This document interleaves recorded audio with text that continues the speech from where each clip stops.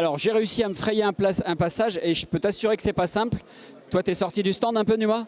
Non, je ne peux pas, on m'interdit. Bah, de toute façon, tu peux pas aller bien loin. Il y a énormément de monde. Alors, chez Savage Gear, comment ça se passe, ce salon? Clermont-Ferrand, nous, ça se passe toujours très bien. Même engouement, même ferveur du public pour Savage Gear. En plus, on a toujours plein de très belles nouveautés et la réception est parfaite. Donc, c'est nickel. On va rentrer dans le vif du sujet. Une nouveauté. Il nous manquait cette forme de shad. Donc, on a sorti le 3D Gobi Shad cette année.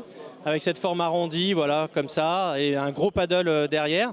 C'est en gros la dernière forme de shad qui nous manquait.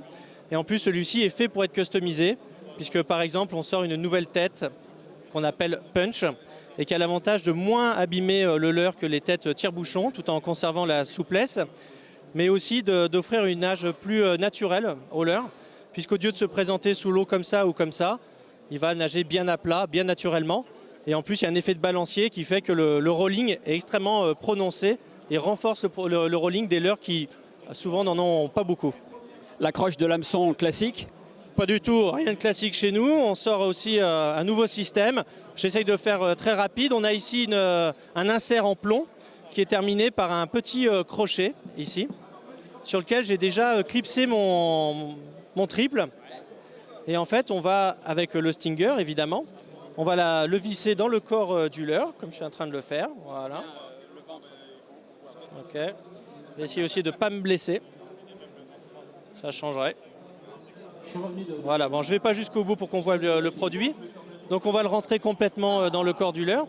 Évidemment, l'effet qui est recherché, c'est l'effet d'un triple, tout simplement. Puisque si vous plantez votre hameçon dans le corps du leurre, le brochet qui se nourrit en attaquant et en ressortant a beaucoup de mal à se piquer. Alors qu'ici, comme sur un poisson nageur, évidemment, dès qu'il touche le triple, ça prend.